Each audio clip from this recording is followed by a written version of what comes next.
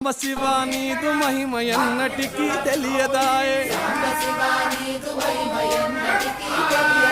హర హర శివ శివ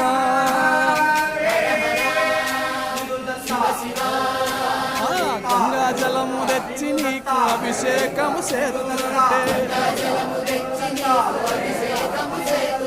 గంగా జలమున సేప కప్పల ఎంగిలంటున్నావు సంభో